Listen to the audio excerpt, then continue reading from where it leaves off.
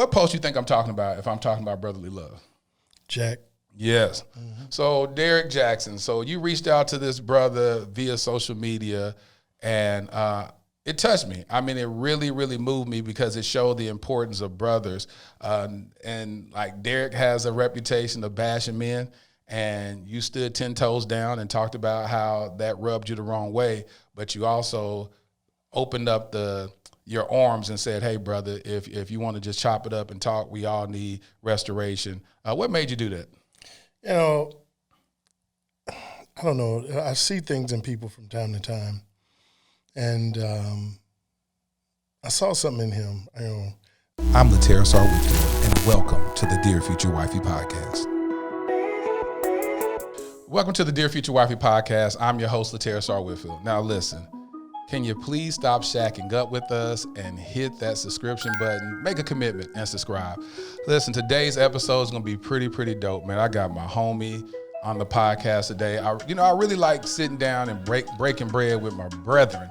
And this brother, we go way back. I mean, y'all, listen, he don't really need an introduction, but I'm going to go ahead and just humor him. I mean, this brother is not only a gospel superstar, but he's a movie producer. He's a playwright. He's a director. He's an actor. The dude, what y'all don't know, you got to get really close to him. If you watch his lives, you'll find out that he's an undiscovered comedian. He always cracking jokes and doing crazy stuff. But most importantly, this is my homie. He's my brother in Christ. So welcome to the Dear Future Wifey podcast. My homie, Bishop, Pastor, Dr. Fred Hammond. What's going on, brother? Good, man. How you feeling? Man, I'm feeling great. Good. Man, listen, Fred. Now, the reason why I have you on the podcast is not only are you just a wealth of knowledge, but I saw a post that you posted. I guess that was about a month and a half ago. And so I'm going to affectionately call this episode Brotherly Love. What post you think I'm talking about if I'm talking about brotherly love? Jack. Yes. Mm-hmm. So Derrick Jaxn. So you reached out to this brother via social media, and it touched me. I mean, it really, really moved me because it showed the importance of brothers. And like Derrick has a reputation of bashing men, and you stood 10 toes down and talked about how that rubbed you the wrong way, but you also opened up your arms and said, hey, brother, if you want to just chop it up and talk, we all need restoration. What made you do that? You know, I don't know. I see things in people from time to time. And I saw something in him. The way we met, the way I came about who Derrick Jaxn was, I was doing a play called, it was actually a musical, kind of a concert mix with Festival of Praise called The Texture of a Man. And so all the ladies in my crew were saying, I needed a guy who was kind of buffed and, eye candy for the ladies. And they all voted for him because he was on the come up. Yeah. I don't know if he even had 50,000 followers at that time. But he was on the come up, and they was like all Google eyes. Oh, we got to get him. We got to get him. So we reached out to him, but we couldn't connect, so I just kept following him. Like, okay, cool. Let's just see what's going on. And I was outdone by what I saw. Right. And, but I kept waiting over the years for him to really just kind of just say, okay, man, be two-sided, be fair, be balanced. Yes. Never was. Every now and then you hear him say something about a man and a woman that was ratchet. Every now and then, but that would be like 99 to 1. Yeah. And I developed a hurt. I think that's what it was. Yes. It wasn't a dislike for the guy. It was just a hurt because you don't break the man code. Yes. Another way. Now, there are people that need to be exposed. There are men who do women wrong, and they need to be exposed. Right. But, man, come on. I called it, and me and my guys called it shooting fish in a barrel. You know what I'm saying? But you acting like it was deep sea dive, like you really was doing some major fishing. I had to wrestle. Man, it's a barrel full of fish, and you shooting them and pulling them out saying, wow, it was a tough fight. But look, So you had all these women just kind of gasping at your you had chance to do some good, to teach them how to be respectful. But all you taught was how to hate the brotherhood. Yeah. And I was not cool with that, man. I wasn't cool, but something wouldn't let me stop. And then, I wasn't addicted to his show or nothing like that. But every now and then I kept him on my feet. I didn't just unfollow him or nothing. Yeah. And I didn't predict anything like, one day he's going to get his come up. I didn't, none of that. I just said, man, I just saw his following grow and this and that. And it just got more and more and more. And then came the fall, it came. Yeah. And I was watching him, and something said, reach out to him for his life. Not to help him restore his image or anything like that, but check on him for his life. That's good. And, that's good. So I'm a transparent dude, so I understood that so I understand how social media works. Yeah. So I knew that I had to 8 Mile the post. You know how Rabbit did. If you watch 8 Mile, one of my favorite movies. That's my favorite movie. At the end of the day, at the end of the show, he understood that Clarence, which was the real name, was like, getting ready to come after him and talk about it, how bad he was. So he talked about himself. Yes. And then say, okay, now what? Yep. So what I ended up doing was saying, okay, I'm going to let you know, man, I'm not feeling you like that, so that I wouldn't get all this hate mail for you standing up for this. No. Yeah. I'm going after one person from a pastoral, brotherly situation. Yeah. But I don't feel like, however he set his life up, that I should take all the hits going after. So I had to use wisdom and say, okay, I understand, man, I wasn't feeling you. And I think what you did was this, and now you're here. So now that everybody, I shut all them up before coming after me. And then I said, okay, now, if you need me, holler. And I meant it, and he did. That's good. Talked immediately, and the first conversation was a couple hours. That's good. And it was transparent, and I could feel the hurt. I understood where he was at. Yeah, we all know.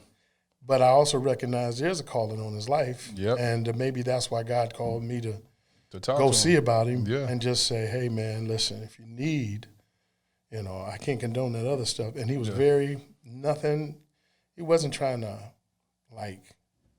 justify anything. He had reached the bottom. Yeah. And it was funny because everybody was letting him have it. Oh boy, Charlemagne went in. It was bad. Everybody was letting him have it, and I ain't gonna lie, I had one probably ready. It was a little softer joke. It was a little softer joke because I don't really kick people while they're down. And before I could push post, the Holy Ghost said, "Don't." Good. He said, "Don't," and I said, "Oh, okay, I'm not gonna." And so I was gonna leave it alone, and then the Holy Ghost said, "Go get him," you know. And here's what I want you to say. So I went and said what I said, and I reached out. And one of the things he said was, because everything had happened prior, like months and months and months prior, and it just kind of broke.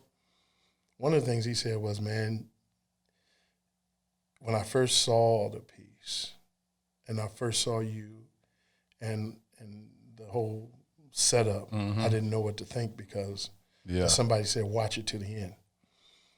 He said, your music was one of the things that got me through this terrible time in my life. Talk about it. So just imagine had I turned Man, when I tell you it would have went south, it's like, here I am listening to this man. And then that could have been the final nail. Yes. So you never know, but I mean, by just having some compassion and saying, man, listen, I'm here if you want. You got a nice long road back. But when we talked, I won't divulge what we talked about. Of course but it was not. very transparent. It was honest. And, we developed a friendship to the point where we check in once every 2 weeks or so. Hey, Jack, what you doing? And he said, man, I'm making it through this time. He asked me how I'm doing. So that's who I am. And a lot of people think I'm famous because I sing this way or I play bass or did music. No, the Lord knew he can trust me with that. Yeah. And so that's why I'm still kind of current and relevant, Well, that's what's so dope. Like, even, you were the soundtrack to my salvation.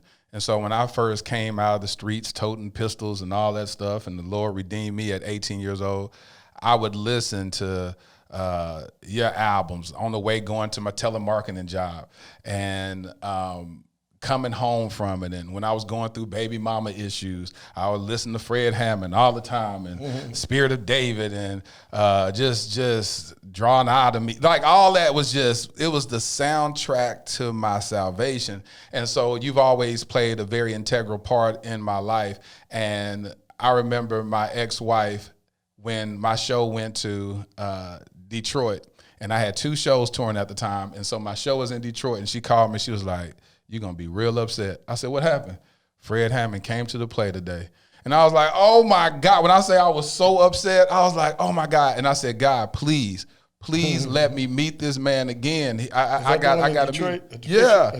At the Fisher. When my show went there. Shantae Moore and Kenny Lattimore, What Men Don't Tell. Yeah. And I was like, "God, please let me meet this dude. Like, this is my favorite gospel artist of all times."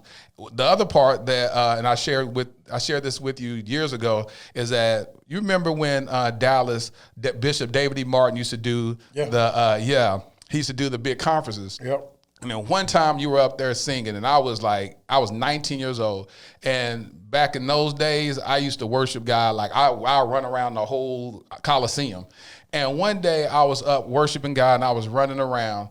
And this is before I ever became a national playwright. You pointed and you said, "That young man can have anything he wants from God because he knows how to worship."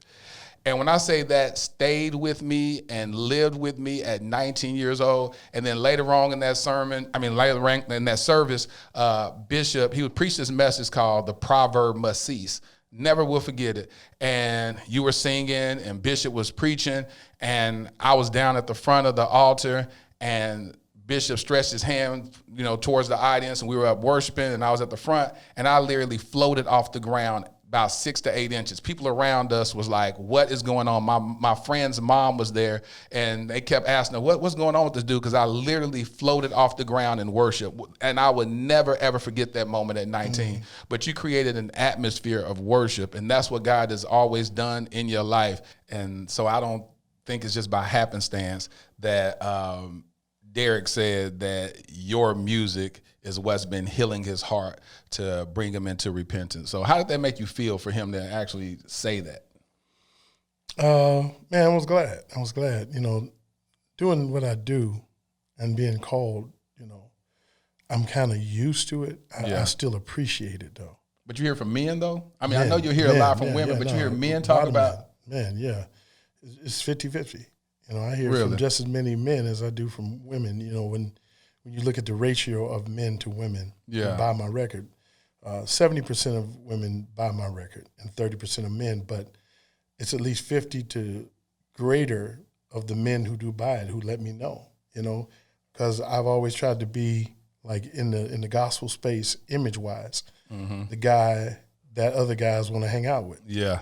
Because I'm just a normal dude. Yeah. You know what I'm saying? Riding motorcycles. I ride bikes and boat and love sports and athletics. I can, I try to be well-versed, and then we can kick it from the spiritual side. Yeah. To tell you what thus saith the Lord. And you keep it real. So it ain't like you some holy roller that you're going to keep it. Yeah. So that's what's up. And so how important is it? Like I said, I'm calling this episode Brotherly Love. Why do you feel brotherly love is important?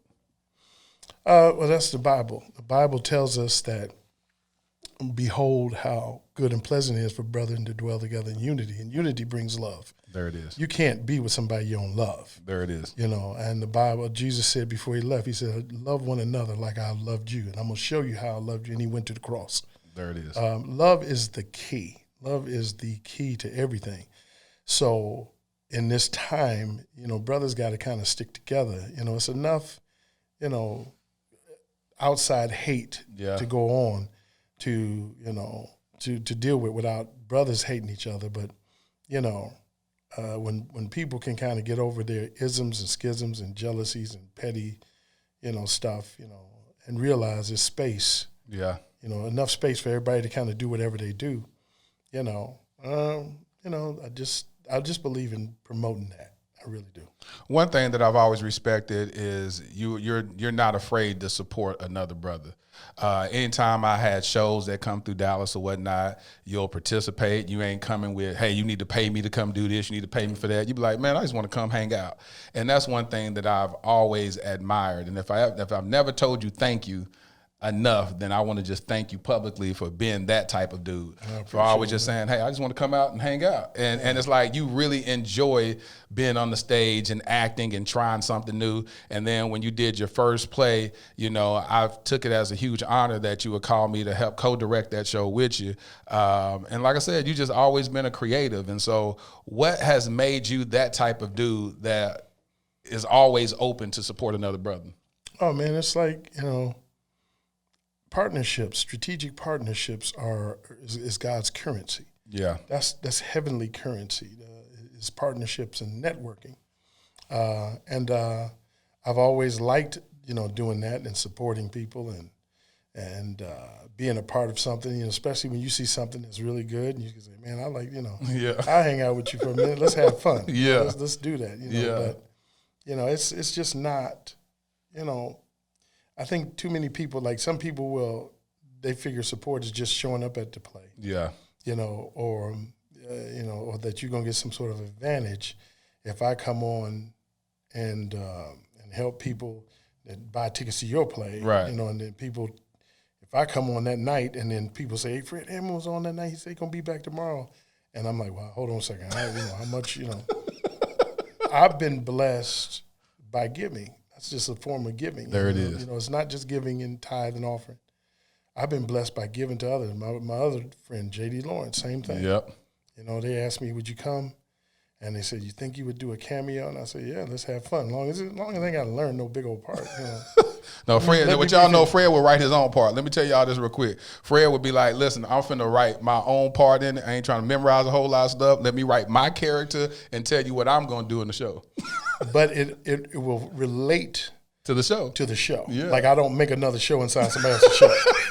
You know, I get the script, I look at it, I may come one night and say, okay, let me see it. Yeah. This is what will fit and won't take away from the vision. Yeah. You know what I'm saying? And then trying to change anybody else's show, I'm like, okay, let me input this and then we're all good. So you like acting, huh?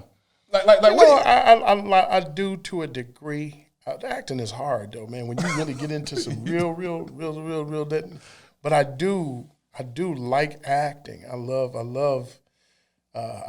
acting, and I love having fun. I love, you know, I really do like it. But I've grown as I've gotten older now. Yeah. I love directing. Okay. I love producing. I love writing it. You know, and then you know, because 9 times out of 10, you know, it's hard for a person to film me or direct me because they're not paying attention. They just think you can shoot me any kind of way and this, that, and other. So I'm like, oh, man, if I can't see it, man, I don't want to be it, you know.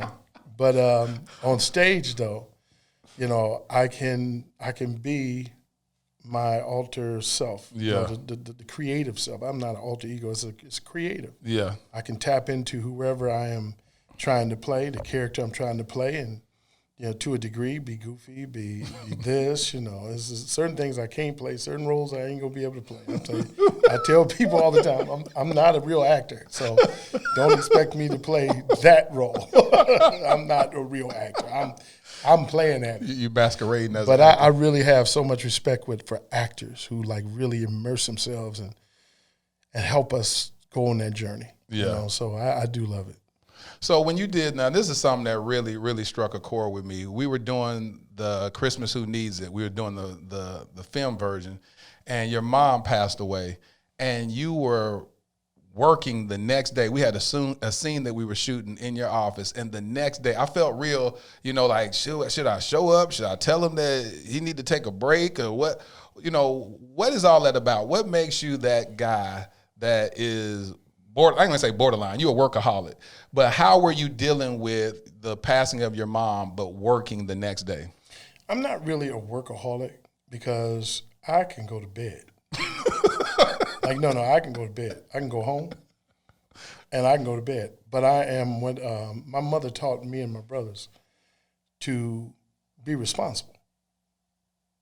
You had to be responsible. And unfortunately, there were people who were on a schedule. from out of town.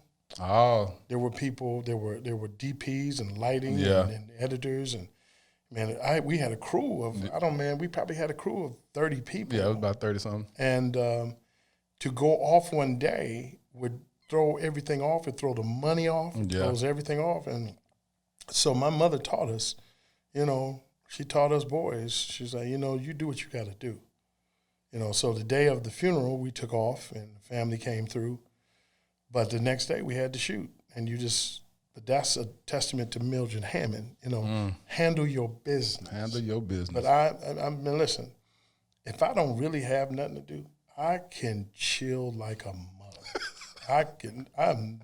I just handle the business at hand. Now, when it's time, we grind. Yeah. When it's time, we grind. Yep. And when it ain't, we chill. rest and we play and we chill. Now my chilling is different. Back in the day, we could, if you came to Detroit, to face in Detroit, we had a time where we would all work, I had a full production crew, man, 8 musicians and all staffing and everything. And it looked like Dallas, but it was just in Detroit, the warehouse. And but one thing I understood is work hard, play hard. So we'd work, man. We'd work.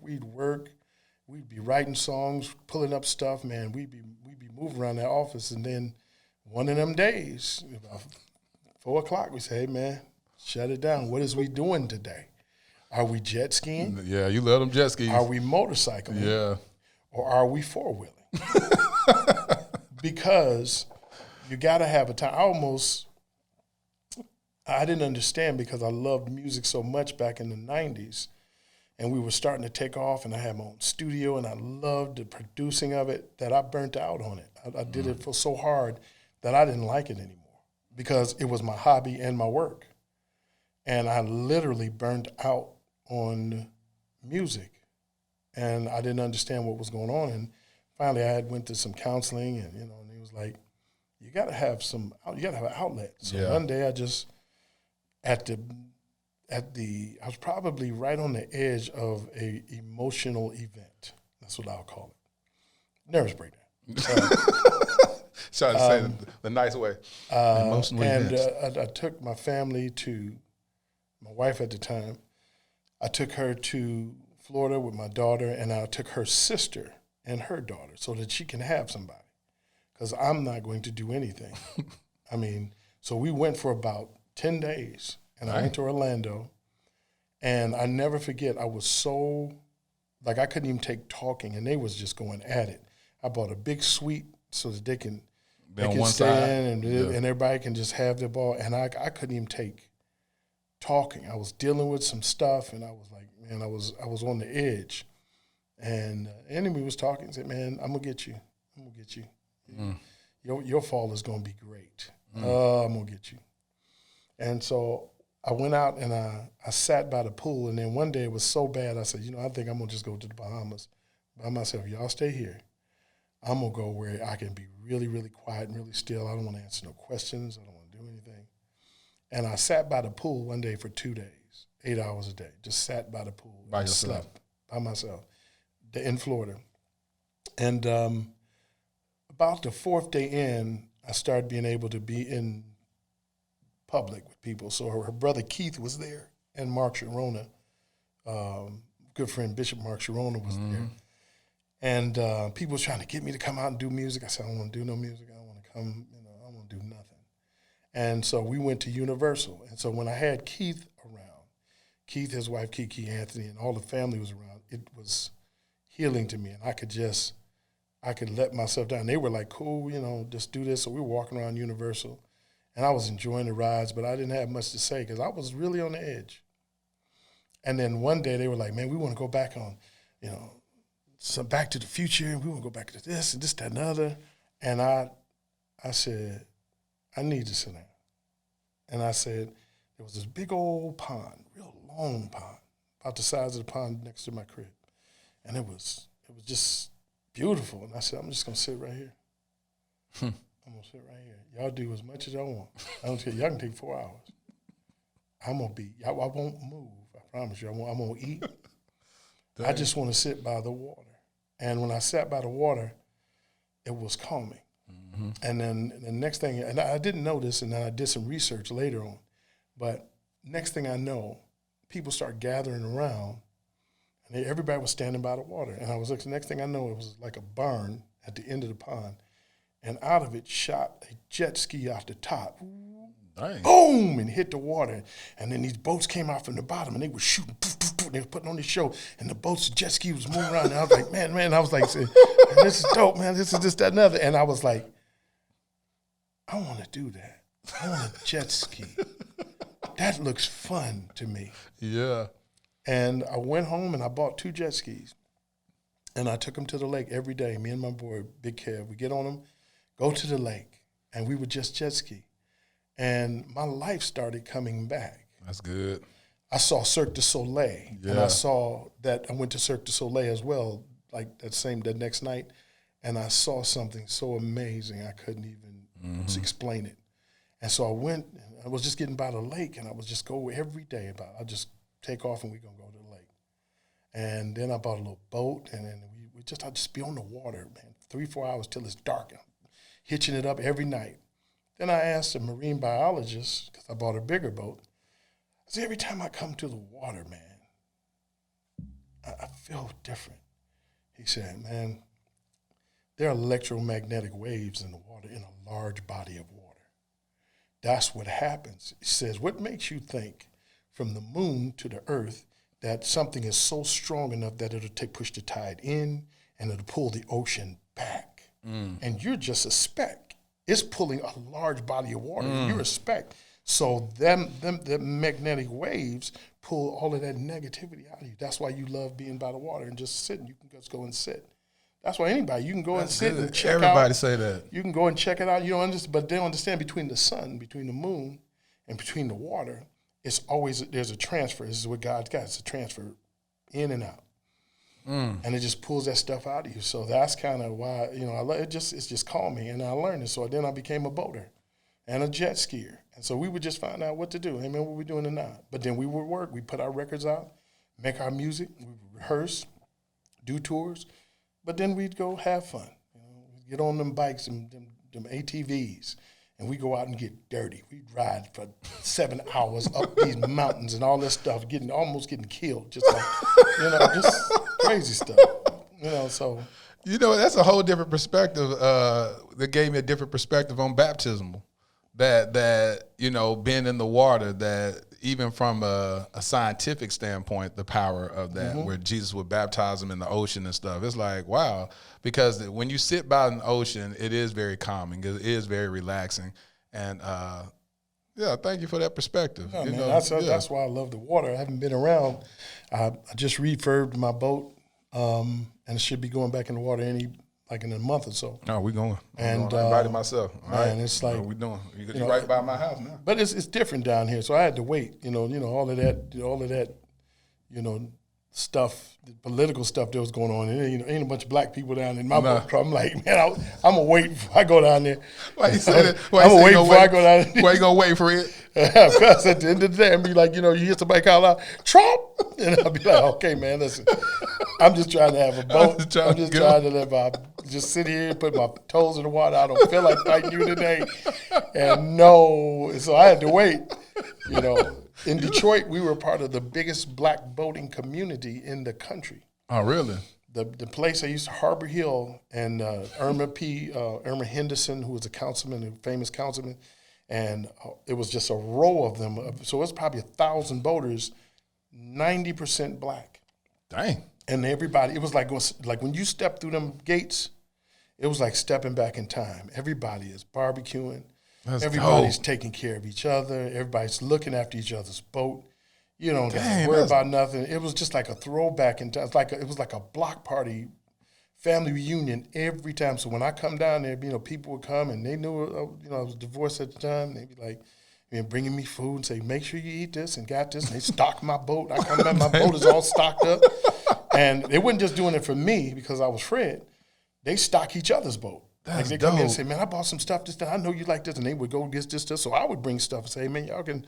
And man, Is it still like that? Since it's probably beginning, it took a hit during the Detroit recession, though. Okay. It took a lot of people lost their boats.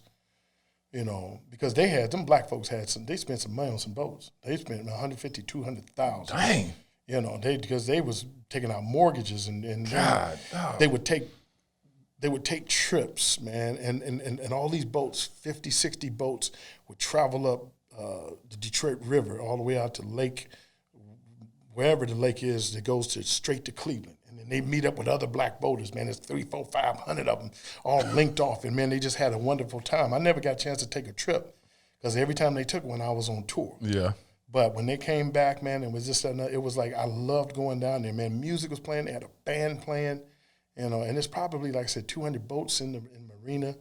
And, man, they have a band playing. They have a DJ playing. The people out there dancing. And, That's dope. It was just fun. So I enjoyed it. Here, not so much. But, thank God, it's still I still met a lot of nice white people. It's like, people not tripping. Yeah. But during that last year, pandemic, I used that as an excuse. I ain't going down there. You say all this stuff, you never know. Like, you start hearing something, yeah, and you be like, oh, whoa, bro. I can't get to the shore quick enough, and It's stupid. But no, it's still a passion of mine, and I'm getting ready to dump back in. You still got your jet skis? No, man, I sold them when I moved here. I got too old for that. So, yeah, foolishness, man, getting in and out. And, your kids used to be riding on them because you did have them in Dallas for a minute, didn't you? No, I didn't. I didn't bring them. Oh. I didn't bring them. I just brought my one boat out of a 32-foot Chris Crab. I just bought that, and I didn't know I had a jet ski boat, and it got stolen. They stole the boat? They stole the boat. I trusted somebody to put it on their lot. They said, man, put it on my lot. I'll sell it for you. And next thing I know, I get a call. Hey, did you pick your boat up? Lost a friendship because we talking about brotherly love, Fred. Brotherly love. We talking about brotherly love. This is brotherly love. Brotherly love is holding you accountable, too, for your stole my boat. Foolishness, Oh, God. But, at the end of the day, I was like, okay, it is what it is. Say, do you think we as brothers actually lean on each other enough when we're going through emotional turmoil? Like, are you the type that when you're going through something painful that you just seclude, or do you have some accountability brothers around that you tap into and say, man, I'm hurting right now. I'm going through X, Y, Z. It's important that you find those people because you can't tell everybody. Everybody just ain't, they're not rocking with you like that. Yeah. They're waiting for you to give them news. And these are the kind of people go behind your back, tell you business and all this other crap. But everybody has that 1, 2, 3 dudes that's in their life that can say, hey, man, shut the door. Here's what I feel. Yeah. I mean, whether you are, and you don't always have to go and say, I'm grateful for you brothers being here and for such a time as this. You ain't got to talk like that. You can say, man, hold on, shut the door. Let me tell you what, man. I'm going to tell you something. That was messed up. I'll tell you this, man. I'm twisted. Yeah. I need y'all's help because am I thinking about this the wrong way? Yeah. Those are people you trust, and they can say, yeah, no, man. They're not going to be yes men to you, but they're not going to kill you by everything you say either. Yes. They're going to be like, nah, man, I think you might want to look at it this way. Or, man, you dead on. Yep. I ain't like him either. I think she was crazy in the first place. I don't even know why you dated her. She was just crazy in the first place. I don't know what you was thinking. I was waiting for you this opportunity because you stupid, you crazy. You was looking at that. That's what you was doing. You couldn't get your head out. Now what? So now let's pick up the pieces, man. There it is. But you need those people because you trust them. Yeah. Multitude of counsel there is safety, but you still got to find the right people to be your counsel to be safe with. You can't let everybody in your holy of holies. You can't let everybody. Keep some people in the outer court, let a few people in the inner court, and even less people in your secret place. The holies of holies. Yeah. That's real. That's real. So what advice would you tell brothers that's looking, or they feel like they're an island all alone, that no one knows what they're going through? They may be going through marital issues. They may be facing suicide. I've gotten emails from people who watch my podcast, brothers, who have been facing suicide, and I'll just reach out to them and say, send me your number, and they're always surprised that I would do that and talk to them and just chop it up with them. But and it's typically guys that are going through painful divorces. It's something about a divorce that can really just wreck your life. Yeah. What would you say to brothers like that who feel like they feel like, and of course we know there's always somebody that cares, but what would you say to those people that feel like they have no other brother they can turn to? There's always somebody. There's always somebody.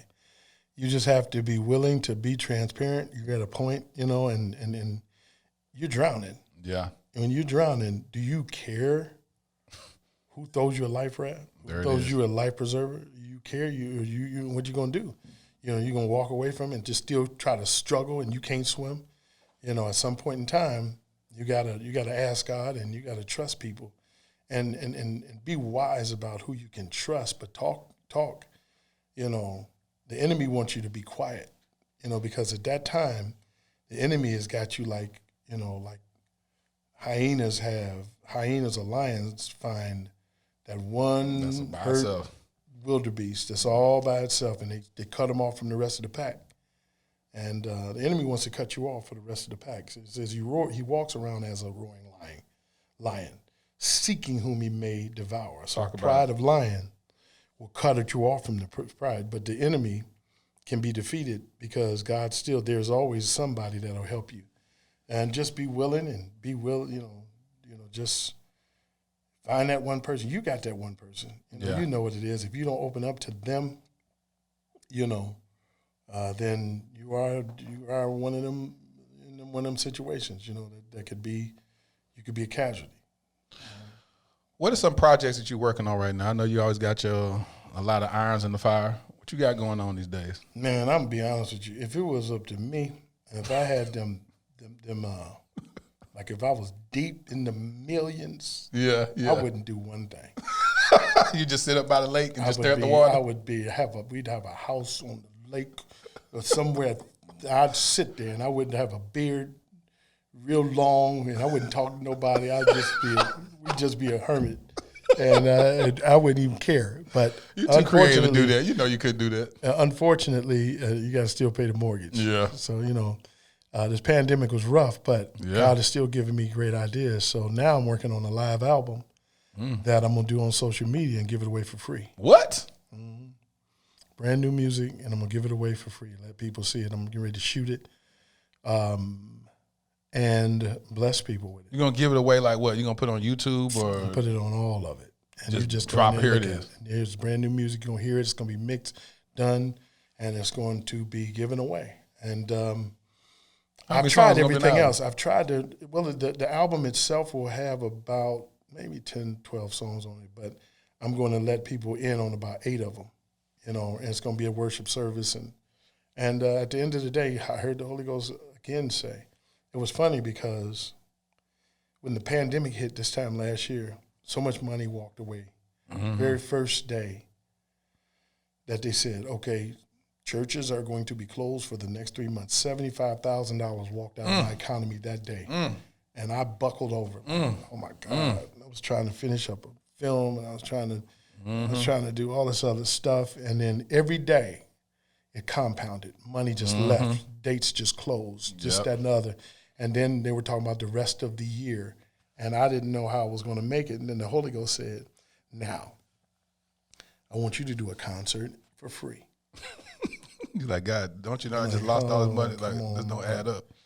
I'm thinking, that cannot be God. I rebuke you. And but I know it's God when it's the opposite of what my flesh wants. There it is. And so I just took the little money out I did have, and my film stopped because I was funding it. Everything else stopped, and I took about $7,000. I went in the studio and I did a concert. And I didn't want to just open up a laptop and play a bass in front of me. In the spirit of the Lord. I don't feel like doing all that. I'm going to do it. I'm going to do God's, do it right. I'm going to do it excellent to the best of my ability. Not perfect, but excellent. And so we went in there and we filmed it, and we mixed it. We edited it, and then we put it out. And I asked God, I said, Lord, please, okay, for this, just let 60,000 people listen to it. Log on and listen to it. That would be a great blessing to me.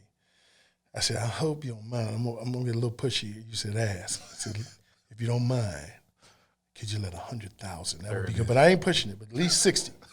At least 60, Lord, because that would feel like, Yeah. And the Bible says the Lord is able to do all above all that you can ask or think. There it is. And that concert on my page went to 1.7 million people.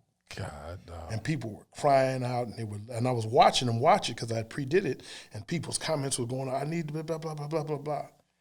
And 1.7. Then Hezekiah Walker shared it on his page. 2.2 million people watched it. God. So between he and I, 5 million people watched the show. And then now you got to figure out all the people that shared it from them pages. Yeah. So it's estimated between 10 and 20 million people viewed it. And I was okay with that. I was like, hey, Lord, that's... I was okay with it. Yeah, I was okay. I was like, okay, Lord, I get it. Shoot. I get it because, we think we're going to go Netflix. We think we're going to go Hulu. And we think we're going to... And God...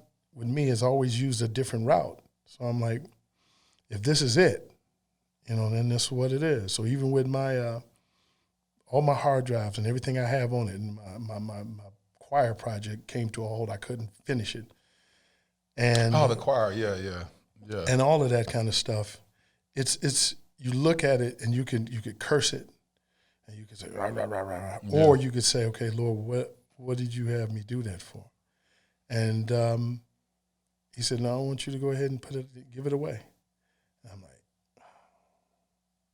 I was on a plane, and I was sitting there planning a strategy with what I had. I went and rewrote it, and I had just enough to be able to do about an hour and a half worth of footage. And I was just like, okay, how am I going to put it out? I'm going to put it out. I can do it on hard drives. I can sell hard drives. I can do this, that, and that. I can sell little zip drives. I can sell links. And I could try to, and no way I saw that I could really make it. And the Holy Ghost said, give it away. And I was on the plane, and here we go again. And it was so against the opposite of what I'm saying, but Lord, I got all this money invested in it. You know what I'm trying to finish. You know I'm not a quitter. And I cried for 30 minutes uncontrollably. Good thing about it, it was like 6:30 in the morning, and so the lights was out, so they could not see me, and I was just literally bawling. I had my coat in my face because I was like, Lord, you know I'm not a quitter. Yeah. I don't quit. And I want to make sure you know that this feels like quitting to me. And he was like, just give it away. Give it away. Didn't you give me the first commission album? Didn't you give me all your publishing for 5 years? You took nothing. You didn't take a dime. Didn't I tell you to give it to me? And what did I do with it? Didn't I multiply it? I could not speak. And next thing I know, I just said, okay. It was a nevertheless that came, and I said, I got to find a way to do it because it's edgy and it's this. And I got to find a way to do it so that, so I realized I'm just going to, everything I have, I'm just giving it away now, just for free. I'm just, here you go, y'all can have it. I'm not going to let it sit there. I'm not going to be mad. I'm not going to be bitter. None of that. I'm just going, here you go. Here you go. Take it. And give it. But everything I've ever did that with, from my music, I gave away all my music in the first part of my career with commission. I gave it away. What you mean? You was running around just giving cassettes to people? No. I did not. When I was part of the writing team, I would write major parts of the songs. And I was told that, you don't get that. And other people were fighting, like, oh, no, I ain't doing that. But the Lord said, okay, if you don't do that, then the group won't be successful. So they're going to win now. But I promise you, if you let them win now, I'll let you win later. And I wanted the group to be so successful that I gave away all my rights to all the parts of the song. I'm listening to songs today. I say, wait a minute, I wrote that whole section. And I wrote that whole section. Not in a mad way. Yeah, but just the remembrance way. For 6 years, I gave stuff away. I gave it away. And I got another. Other people got big checks, but I gave it away. And I was broke. And there were times I just felt like, me and my family could use this. And I was called not a smart businessman. I was called this, that, and the other. But I would see a part in the song that needed to happen, and I would say, I should let this song suffer because y'all not helping me do mine, And then the Holy Ghost will say, now, the whole group is going to suffer. Yeah. If you don't, or this song is going to be great if you add that to it. And I would add it, and with nothing in return. Nothing in return. And now, literally, I've made tens of millions of dollars in publishing. Yeah. After that fact, it took 6-7 years. Yeah. But I've made so much money in publishing over this 40-year period. But that's on your albums, though, right? On my albums. Yeah. And now, there's still parts of that albums that I still make royalties on because of the artist royalties. Yeah. Because I made it and people are still buying it, I'm still getting it. Yeah. I'm still blessing other people. Yeah. Because here's the thing. Now that my records are selling and still selling. It's making those sell now. It's making them sell. They're still getting checks. Yeah. And I'm cool, but my checks have been greater. I just re-signed with a digital streaming platform company that just does digital. It's not a label. And we just did a partnership deal. And I haven't even announced it. This is the first time people are hearing about it. And this is what this record is going to come out on. And they came to me. They said, Mr. Hammond, you're not a millennial, but you have the ear of so many people. Yeah, boy. He said, do you realize streaming started in 2017? That's when it hit. It's 2021. Do you realize that you have streamed with no new music 350 million streams? Are you freaking serious? Mr. Hammond, that's unheard of. There are R&B artists that ain't, hip-hop artists that ain't making them kind of numbers. He said, you are doing hip-hop numbers, and you don't even have anything. So, in other words, you still something happening, but still God is still talking. So now with the films and the knowledge I have about the stuff, I hear the Holy Ghost say, give it away. Because he said give it away back then. So I might not see what the future is for why he's telling me to do this. But I've learned to trust him to say, I'm going to do what you said, even though it doesn't make any physical sense in my head. I'm not going to lean to my understanding. I'm going to give it away. And literally, I was so broken. But he knows I'll give it to him. You always come up with a nevertheless. I say, here you go. Yeah. Nevertheless, here it is. You know how hard I worked. You know how I did, and you know what my intention was. So I'm always working on that, and got some play stuff in the works, and just working on some ways to help other people, get some millennials out there, let them see some stuff. We gonna start producing people? I'm putting together a little music factory here in Dallas. Good. That I can let some other young millennials get their chance, but I'm teaching them how to be who they are. And how to sustain themselves, not to just teach them building character and longevity in the industry. It's not just about talent. There's people with talent that ain't going nowhere. Exactly. But it's about people with character. Yeah. So. That's dope, man. Now that's where you leave a legacy, is when you start building up the next generation with all those years, because the fact that you've been able to be so successful, and we didn't have no Facebook, no TikTok, no IG, no YouTube. It was straight grassroots, getting in the van, traveling from city to city, and the fact that you can go and pop up at a church and pack it out to this very day lets you know how legendary you are, and how, like, when you hear people in 2021 singing No Weapon, and it's getting you through it. I was watching this dope video that you had posted with Leandria Johnson singing to DMX. Singing to DMX. But so, like, he was directing it. He was asking for it. He was taking it in. You know what I mean? So how does that make you feel when you see somebody else singing your song to a major hip hop rap artist like that in their most trying time? I love it, man. I really do love it. It's like, that's what the song was birthed for. It wasn't birthed just to get an award or do this, that, and other. It was, behind the scenes, God is still working. And I looked at it and said, man, I'm really glad I followed your leading. I'm glad I did what you told me to do, which is 9 times out of 10, just take the humble road. When I think about the turmoil and the troubles that was back in them days of haters and people sabotaging, trying to, when I left commission, how people talked about me like a dog, and how they tried to sabotage me, how they tried to get me out of my record deal and this, that, and other, and how God just said, just relax. Just do what I tell you to do. And now I look back and I trusted his word. That's what I'm glad. He said, man, see, I told you. Didn't I tell you? Didn't I tell you? And so I'm going to keep on doing that.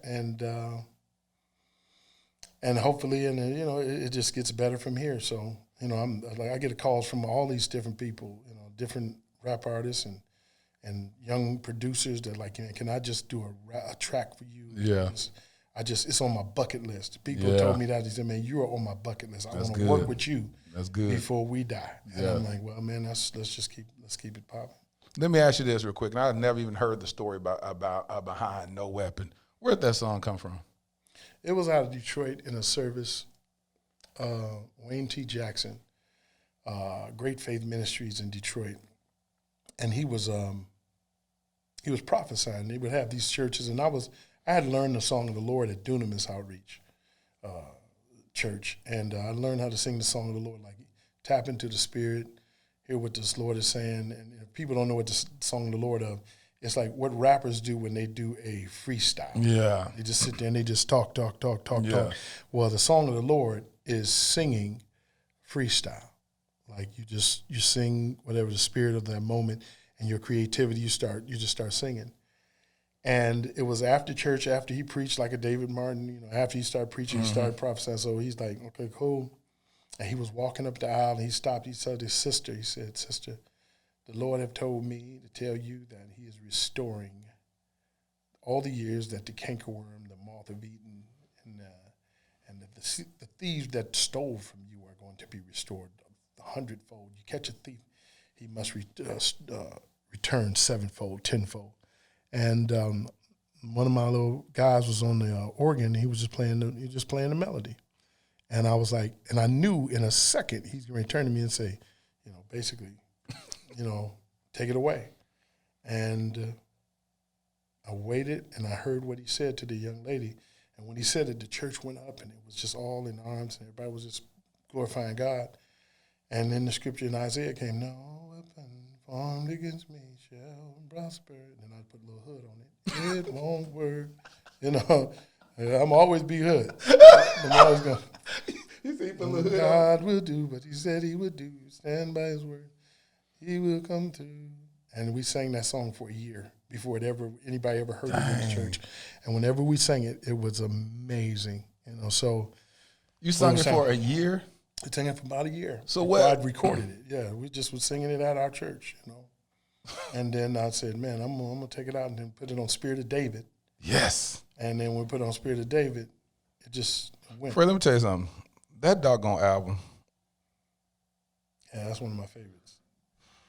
I was in my storage because I had moved and in the beginning of April, and I came across that CD and I just sat there and looked, and I just stared at it, the light blue album, and I'm looking at it and I'm going, and in my mind flashed back all the way to when I was 19 years old and I was listening to that album. That album got me through a lot. Yeah, bruh. Got me through a lot. Oh God, them songs I wrote were not. The songs I wrote, I wasn't fortunate enough to just write them and look at them from the outside. Yeah. I had to experience each and every one of them songs. So when you hear No Weapon, it's because I was dealing with a weapon. And when you hear Breathe Into Me, O Lord. So you can't even say something, Tyler. I'm calm down. Boy, let me tell you something. It was because I was at a point in my life I was losing my family. And I felt like I was falling off the tallest mountain in the world, like in slow motion. And I was reaching, just how you see the person falling, you see them, and then they going way away. I felt like that, and I felt like I actually hit the ground. When I hit the ground, all the air rushed out of my lungs, and I was gasping for air. And when I did, it was just my whole life was going on. And I just said, I need the Lord to my prayer was, Lord, put your mouth on my mouth, cover my nose. And breathe back into me what you breathed into Adam, because my life is gone. I'm going to blow this. This is over with for me. There is nowhere else place I can go. Breathe into me. Give me some life. And that's where that song came. What's that verse? Condemnation tries to hold me. Like a prisoner in chains. And the weight of all my burdens is calling out my name. That's when I lift up my voice to worship. You because I know. Woo! Mm-hmm. Let me tell you something. Fred, let me tell you something. You don't promise understand. You'd wash me as white as snow. I think that is the ticket. Let me see where I'm at. We got 3 minutes. I've been looking. 3 minutes. Yeah. But, I think that's the biggest problem. If I could talk to any of the brothers out there, any sisters, whether you're married, not married, whatever you're doing, and you feel like you've blown it, and you feel like you jacked it up. The enemy wants you to live in condemnation. Condemnation tries to hold me like a prisoner in chains, but the weight of all my burdens is calling out my name. That's when I lift up my voice to worship. See, that's how I became a worshiper. I became a worshiper because I took all of my, not the good stuff. See, people in church, and this is what I see, they worship it, and worship. But I would worship by myself, and I would take the dirt in my life, and I would hold it up to the Lord and say, okay, can you fix this? There it is. Can you fix this? You said cast all your cares, not here's my offering, here's my worship, here's my praise. No, here's my dirt. This is what my wife don't know. This is what my family don't know. There it This is. is what my best friends don't know about me. And I hold it up to you. That level of trust, that's worship. A lot of people, I've come to know this revelation, is the Bible says God is a spirit, and they that worship him must worship him in spirit and in truth. Well, what I've learned is that we've turned worship into antics. We come before we have praise team, and there's nothing wrong with that. It's just, it's a deed. It's something that we do, and we turn it into worship. We stand there and we do this and we sway. But God is more in tune and receives the truth of who you are. Yes. More than he receives the antics of what you'd call worship. So the truth of who I am for real, the brokenness, the horrible part of me, the part that I need fixed, I'm going to worship you with my truth. Here's my truth. I don't have to tell you about the good stuff I did and how I helped Derrick Jaxn, how I helped that one over there, and how I'm playing this one, and this person called me and said, I don't have to tell you that. But my truth is my broken parts that I trust you with. And I don't have to say, hey, that baby, hey, I don't have to do any antics with it. All I have to do is say, I trust you so much that I give you this. I give you this, my truth. Because guess what? He already knows it. There it so, is. Yes, it does. How do you try to hide what he already knows? You just look stupid. So I decided my worship is for real. Here's my stuff. There it is. And I'm constantly putting it for him daily. Okay, here's some more stuff. And I got some more. I got some more here. That's more. You see all that back there. Oh, no, I'm just getting started. But, that's where you get the song, one of my favorite songs. I got so many lyrics going on. It said, could an awesome God find common ground within? It's basically, I'm overwhelmed that you would call me friend. Yeah. What is man that thou art mindful of him? Could an awesome God find common ground with man? You have told me that you want to be with me, and I'm overwhelmed that you would call me friend. So he's there. You just have to get out the religious box and realize the intimacy, that the truth of who you are is what God adores in your worship. So, shoot, on that note, Fred, let me tell you something. Thank you so much for blessing the listeners and the viewers of the Dear Future Wifey podcast, man. You're my brother. I love you. You're such a dope individual, always have been. Proud of everything that you're doing. I'm even more proud that you have the wherewithal and the sacrifice to give your gift away, to be able to say, hey, listen, God told me to give this away, so I'm going to go and give this and lay this out on the altar. Right. And so I'm looking forward to this awesome album that you're going to be giving out to the world that's going to be blessing.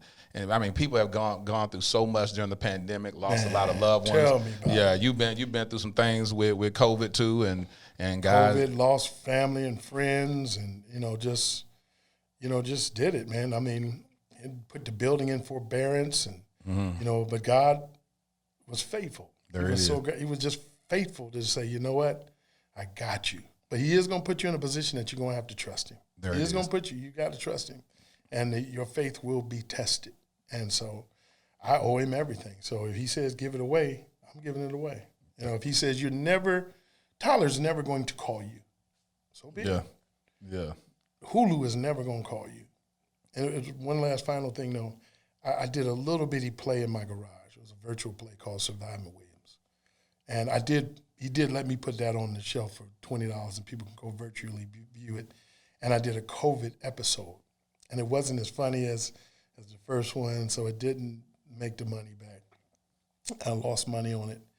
But he told me to minister to people through COVID, so it's a little more serious. And everybody knows funny is money. Yeah. But it was very, very serious, and it dedicated. Well, one person saw it, and he called while it was going on. He said, man, this is amazing. 50 people have promised me a Netflix conversation, and nobody has delivered. Because of that one episode, this one guy said, I'm going to make a call.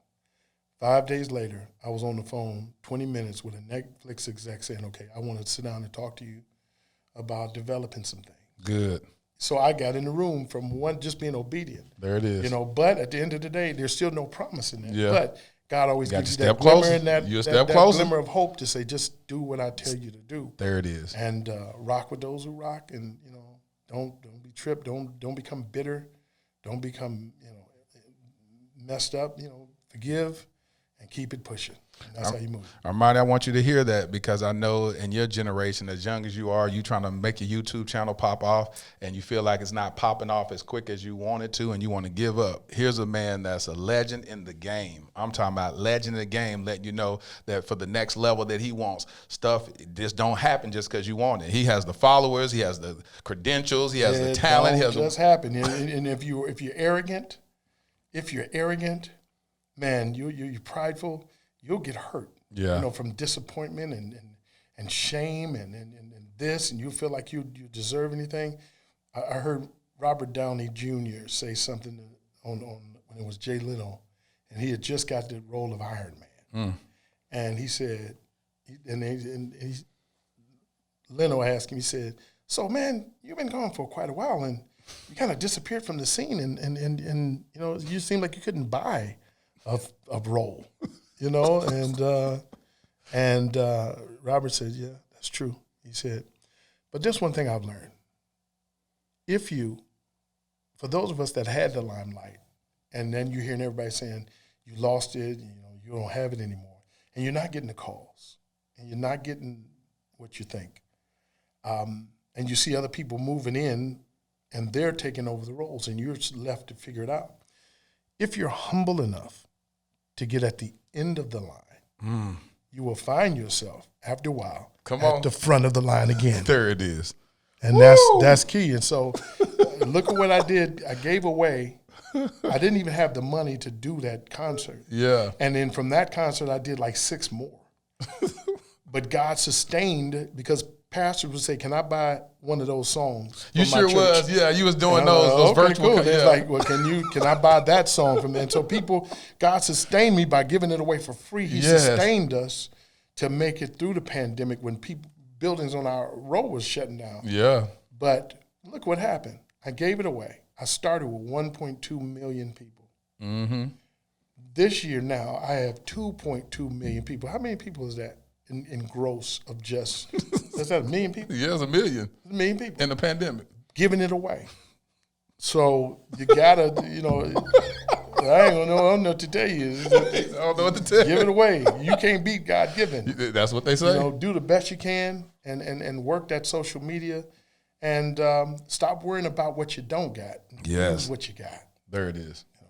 Make sure that y'all follow Fred on IG. My Instagram is RealFredH on Instagram. I just started like 5-6 weeks ago.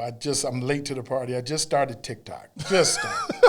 Fred's on TikTok, y'all. But I'm just giving nuggets and letting people hear a little music. I'm not doing airy dance. You ain't gonna be dancing. I'm not doing none of that stuff. You gonna be on there twerking, Fred? Ain't none of that. But I am the real Fred Hammond on TikTok. I'm on Fred Hammond fan page, the Fred Hammond fan page on Facebook. Okay. If you look on there and you see 2.2 million, that's me. Yeah. That's the real me. And my YouTube page is, I believe, it's just Fred Hammond. The 2. What is it? Just Fred Hammond on YouTube. So. Oh, that's good. Simple. Simple as that. So y'all follow brother up, and once again, God is still talking. And Fred is still listening. That's right. Fred is still listening. Thank you so much for joining us on the podcast. Thank you for blessing us, man. Blessings to you, and God bless. Bless you. Discover, uncover, recover love with the new Dear Future collection. The journey starts from within. Let your inner thoughts find freedom on the pages of this richly hued Dear Future Blue Sapphire Edition genuine leather journal. It features a cross-stitch spine and luxurious cording to bind your deepest insights. A great accompaniment is the Dear Future Luxury Bamboo Fountain Pen. There's nothing more intentional than the writing process of a fountain pen. This is an elegant writing work of art. Join the thriving community of fountain pen enthusiasts and purchase one today. These exclusive items and more are available at dearfuturewifey.com.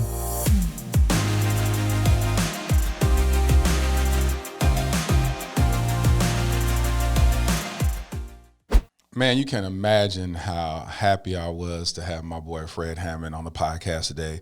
I mean, we worked on several projects together. He's been in my shows. I've been in his shows. We've directed shows together. I've helped co-produce the Festival of Praise.